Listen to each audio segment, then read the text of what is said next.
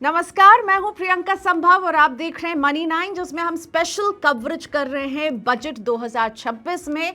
आपकी उम्मीदों पर बात कर रहे हैं और ये भी समझ रहे हैं कि सरकार के पास क्या कुछ करने की गुंजाइश है। वैसे सच सच बताइए, जैसे ये नाम आप बजट का सुनते हैं तो सबसे पहले क्या ख्याल आता है? यही सोचते हैं ना कि क्या इस बार का बजट मेरे लिए टैक्स के बर्डन को कम करेगा?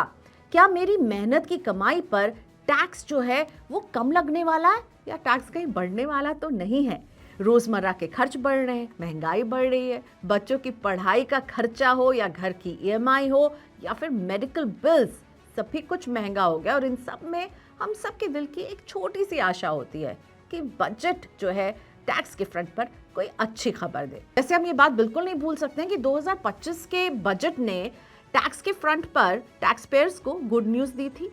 बड़ा फैसला लिया गया था, न्यू टैक्स रिजीम को ज्यादा अट्रैक्टिव बनाया गया था और इसमें 87A रिबेट को सीधा सीधा 60,000 कर दिया, यानी 60,000 की छूट अगर आपकी जो इनकम है वो 12 लाख रुपए तक होती है। तो पिछले बजट की इस अच्छी खबर के बाद मिडिल क्लास की सारी उम्मीदें टिकी हुई हैं 2026 के बजट पर कि सरकार उन्हें और राहत दे सकती है।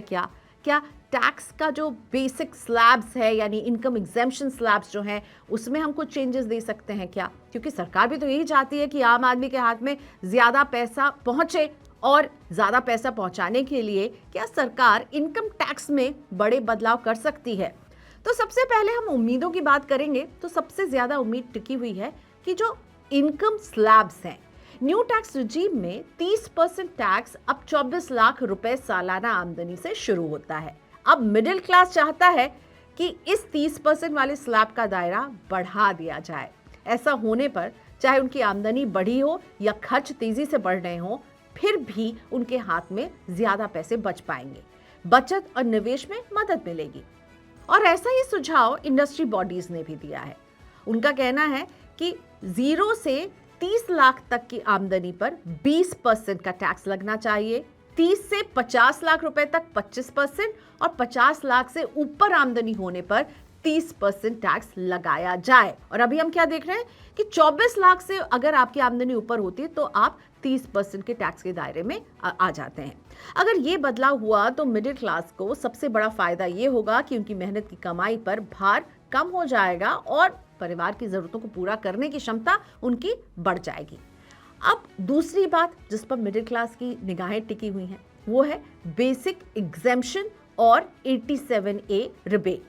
बेसिक एग्जेम्पशन की अगर हम बात करें तो क्या इसको बढ़ाने की गुंजाइश है सरकार के पास? जबकि हमने देखा कि पिछले साल ही न्यू टैक्स रिजीम का जो बेसिक एग्जेम्पशन है अब 4 लाख कर दिया गया, यानी 4 लाख तक जो है जीरो इनकम टैक्स और 4 लाख के ऊपर आपको टैक्स देना पड़ता है।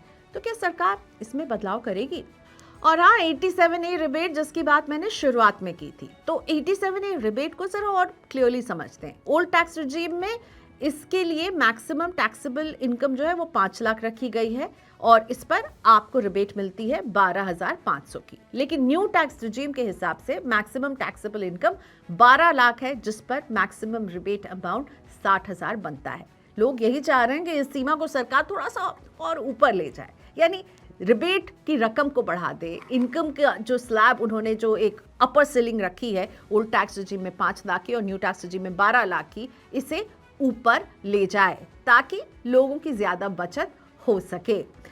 तो 87A रिबेट को सरकार ट्वीक करती है कि नहीं, इस पर नजर रहने वाली है। तीसरा बड़ा मुद्दा है कि ओल्ड टैक्स रिजीम में जो आपको बहुत सारे छूट मिलते थे, जिसे हमारे वित्त मंत्री ने बाय बाय कह दिया है, क्या उन छूट में कुछ चेंजेस सरकार कर सकती है? चांसेस मुझे बहुत कम लग रहे हैं, क्योंकि पहले ही सरकार जो है ओल्ड टैक्स रिजीम को वाइंड अप करने के मूड में है। लेकिन ओल्ड टैक्स रिजीम में एक बहुत इंपॉर्टेंट डिडक्शन जो मिलता है वो मेडिकल खर्चों पर, सेक्शन 80D।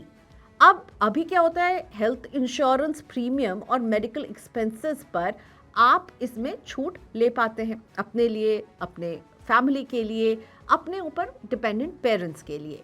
25,000 रुपए की छूट आपको अपने लिए और अपनी फैमिली के लिए मिल सकती है और पेरेंट्स अगर 7 साल से ज्यादा है तो उन्हें भी आपको 50,000 तक की आप छूट उनके लिए भी आप क्लेम कर सकते हैं। लेकिन ये जो 80D का डिडक्शन है ना, ये केवल और केवल आपको अभी ओल्ड टैक्स रिजीम में ही मिल रहा है। न्यू टैक्स रिजीम में क्या सेक्शन 80D को शामिल किया जा सकता है? लोग तो यही चाहते हैं, पर फैसला सरकार का होगा। मेडिकल इन्फ्लेशन बढ़ रहा है, यानी मेडिकल से जुड़े खर्चे आपके बढ़ रहे हैं, और ऐसे में मेडिकल पर हुए खर्चों को जिस तरह से आप डिडक्शन जिस पर क्लेम करते थे वो न्यू टैक्स रिजीम में नहीं मिल रही है, ओल्ड टैक्स रिजीम में जो मिल रही है वो लोगों को लग रहा है कि बहुत कम है। तो सेक्शन 80D में बदलाव की उम्मीद जो है वो मिडिल क्लास जो है कर रहा है। चौथे मुद्दे पर आते हैं, होम लोन की EMI सबको चुभती है। सेक्शन 24 के तहत आप जो इंटरेस्ट पे करते हैं अपने होम लोन पर, वहां पर आप 2 लाख तक का डिडक्शन ले सकते हैं। अगर सेल्फ ऑक्यूपाइड प्रॉपर्टी है तो आपको ओल्ड टैक्स रिजीम में ये छूट मिलती है, और न्यू टैक्स रिजीम में अगर वो प्रॉपर्टी लेट आउट की है तो आपको उस पर दिए गए, उस लोन पर दिए गए इंटरेस्ट पर पूरी छूट मिल जाती है। अब जनता तो यही चाहती है कि EMI पर पानी की तरह वो पैसे बहा रहे हैं। क्या सरकार इस सेक्शन 24 के दायरे को बढ़ा सकती है, एक्सपैंड कर सकती है?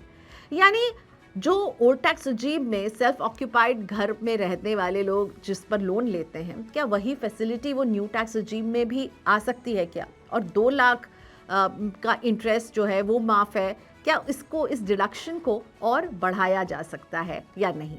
मन में एक ही बात है इन सब के पीछे, ये सारे जो डिमांड्स हैं या जो सारी उम्मीदें हैं कि कैसे हमारा पैसा बचे, हमें कम टैक्स देना पड़े।